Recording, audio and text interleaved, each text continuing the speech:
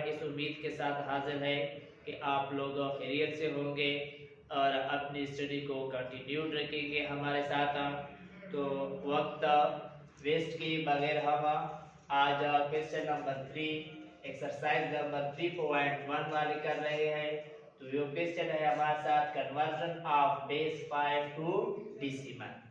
अब हमने बेस 5 को डेसिमल में कन्वर्ट करना है और डेसिमल को हमने बेस 5 में कन्वर्ट करना है। तो पहले हम क्या कर लेते हैं कि डेसिमल को हम बेस 5 में कन्वर्ट करते हैं, डेसिमल टू बेस 5। तो देखते हैं किस तरह इसको हम सॉल्व कर लेते हैं। क्वेश्चन नंबर 1 है हमारे साथ 80। अब प्यारे बच्चों हम देख सकते हैं कि ये 18 जो है ये हमारे साथ डेसिमल सिस्टम में है, ना कि बेस 5 में। अब हमें इसको बेस 5 में कन्वर्ट करना है। किस तरह सॉल्यूशन लिख लेते हैं। तो 18 को हम किस तरह बेस 5 में कन्वर्ट कर लेते हैं, जिस तरह हमने डेसिमल को बेस 2 में कन्वर्ट करना था, कन्वर्ट कर चुके हैं, इस तरह हम 18 को बेस 5 में इसी तरीके से कन्वर्ट कर लेंगे। इस तरह 18 को हम डिवाइड करेंगे 5 से, 18 को हम 5 से डिवाइड कर लेंगे। तो 5 3 जार हमारे साथ 15 आता है, 5 3 जार 15। तो हमारे साथ 18 -15 तो रिमाइंडर आता है 3। तो 3 के साथ आगे हम क्या लिखेंगे, रिमाइंडर 3 लिखेंगे। समझ आई बात। अब इस इंटीजर को हम तब तक डिवाइड करते रहेंगे जब ये हिस्स हमारे साथ 5 से कम ना आ जाए। तो देखिए ये 3 ऑलरेडी हमारे साथ 5 से कम है। समझ आई बात। तो इन दोनों को हम क्या लिखेंगे, बेस 5 की शक्ल में इसी तरह लिख सकते हैं कि 3 एंड 3 बेस 5। तो फिर से देखिए 18 को हम बेस 5 में किस तरह कन्वर्ट करेंगे, 18 को हम 5 से डिवाइड करेंगे, 3 5 जार 15 आ गई। तो हमारे साथ क्या आ गया, 3 रिमाइंडर आया। तो 3 रिमाइंडर ये 3 और 3 इसको हम इस तरह बेस 5 में लिख सकते हैं।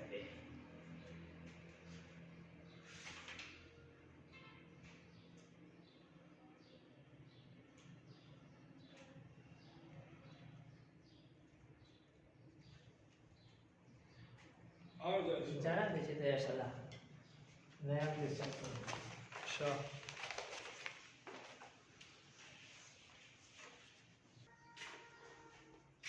अच्छा सेकंड क्वेश्चन है हमारे साथ 125। अब हमने इस 125 को, ये डेसिमल है, बेस 5 में कन्वर्ट करना है। तो किस तरह कन्वर्ट कर लेते हैं, फिर वही तरीका है कि 125 को हम डिवाइड करेंगे 5 के साथ। तो 125 को 5 के साथ किस तरह डिवाइड करेंगे, देखिए बिल को अगर हम 5 पर डिवाइड करेंगे 2 5 10 आ जाएगा। तो क्या बाकी रही हमारे साथ, यहाँ पर 2 रही, तो ये 2 गिरी होकर यहाँ पर 25 बनेगा। तो अब 25 को 5 पर आप डिवाइड करेंगे। तो 5 5 25 आ चुकी।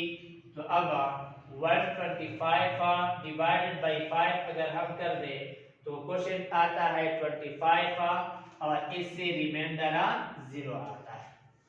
तो अब इस 25 को फिर हम 5 पर डिवाइड करेंगे। किस तरह, 5 डिवाइडेड बाई 25। अगर आप इसी तरह भी अपने सिंपलिसिटी के लिए कर लेते हो तो ठीक है कि 5 डिवाइड बाई 25, 5 जार 25, तो रिमाइंडर 0 आया और क्वेश्चन का 5 आया। तो 5 और इसका क्वेश्चन का 0। समझ आई बात। अब हमने इस 5 को फिर डिवाइड करना है किससे, 5 से। अगर आप लोग किसी तरह डिवीजन कर सकते हो तो ठीक है, या अगर डायरेक्टली कर सकते हो तो फिर भी ठीक है। देखिए 5 डिवाइड बाई 5, 5 1 ज़ारा 5, रिमाइंडर क्या आया 0। तो हमारे साथ क्वोशिएंट 5 क्वेश्चन हुआ 1 और रिमाइंडर हुई हमारे साथ 0। अब इस क्वेश्चन और रिमाइंडर को इसी तरह लिखते जाए तो ये हमारे साथ बेस 5 में कन्वर्ट हुई। यानी कि किस तरह लिखेंगे कि 1 0 0 और 0 बेस 5 तो 125 हमारे साथ 100 बेस 5 के बराबर है। हमारे साथ क्वेश्चन नंबर 3 था। अब हम क्वेश्चन नंबर 4 कर रहे हैं। तो क्वेश्चन नंबर 4 में क्या है कि अब हम बेस 5 को कन्वर्ट करेंगे डेसिमल को। इनके कन्वर्ट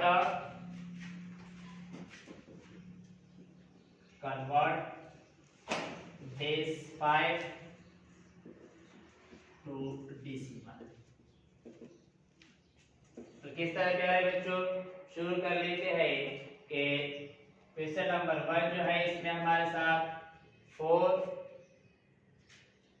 2 1 3 बेस 5।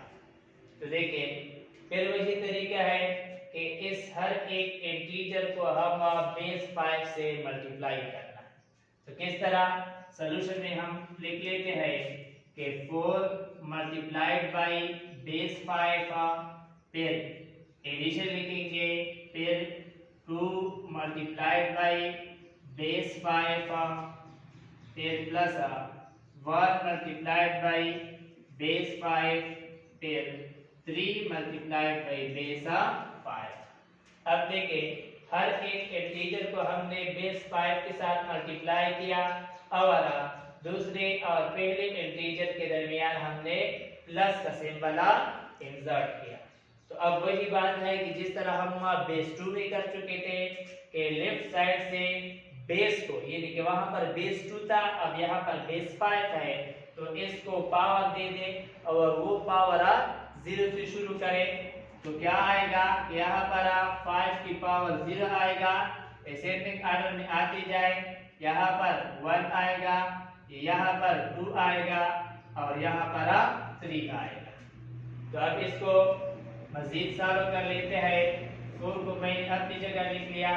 अब अगर 5 की पावर 3 मैं 5 आउट करूं तो 5 मल्टीप्लाइड बाई 5 मल्टीप्लाइड बाई 5 तो किस तरह आया 5 5 जार 25 25 5 जार 125 या 5 5 25 25 5 ये 125 आया। यानी कि 5 की पावर 3 से हमारे साथ 125 आए। अब प्लस यहाँ पर 2 पे लिखेंगे, यहाँ पर 5 2 जार अगर मैं सॉल्व कर दूं तो 5 मल्टीप्लाइड बाई 5 तो इससे आता है 25। तो यहाँ पर 2 मल्टीप्लाइड बाई 25 प्लस यहाँ पर 1 पे लिख दूं, 5 की पावर 1 हमारे साथ 5 के बराबर आता है, plus 3 multiplied by anything to the power 0 is equal to 1। तो 3 मल्टीप्लाइड बाई 1 के बराबर आएगा। अब हमने 4 को 125 से मल्टीप्लाई करना है, 2 को 25 से मल्टीप्लाई करना है, 1 को 5 से और 3 को 1 से मल्टीप्लाई करना है। तो पहले हम ये वाला कर लेते हैं कि 4 मल्टीप्लाइड बाई 125 के बराबर आ रहे हैं। तो देख लेते हैं प्यारे बच्चों, 125 मल्टीप्लाइड बाई 4 4 5 20 0 2 हासिला 2 4 8 8 जमा 2 10 0 1 हासिला 4 एकम 4 4 1 5। तो प्यारे बच्चों 4 मल्टीप्लाइड बाई 124 से हमारे साथ एग्जैक्टली 500 या 500 आया मल्टीप्लाइड बाई। अब 2 मल्टीप्लाइड बाई 25 ये तो सिंपल है, इससे 50 आएगा। अब 1 multiplied by 5 is equal to 5 और 3 multiplied by 1 is equal to 3। अब इन सारों को ऐड करो, तो किस तरह ऐड कर लेते हैं देखें, यहाँ से आया 3 plus 5 is equal to 8 8 plus 50 is equal to 58 और 58 प्लस 500 तो ये हमारे साथ आएगा 558। ये देखिए 2 4 1 3 बेस 5 किसके बराबर आई, ये हमारे साथ बराबर आई 5 5 8। तो ये भी हमारे साथ इसका आंसर। तो अब बच्चों हमने क्वेश्चन 3 और 4 कर लिए। तो क्वेश्चन 3 में हमने पहले 2 क्वेश्चन कर लिए, बाकी 2 जो है आपके होमवर्क के तौर पर रख ले। और क्वेश्चन 4 में भी हमने 2 क्वेश्चन कर लिए और बाकी 2 जो है वो अपने होमवर्क के तौर पर करते जाए।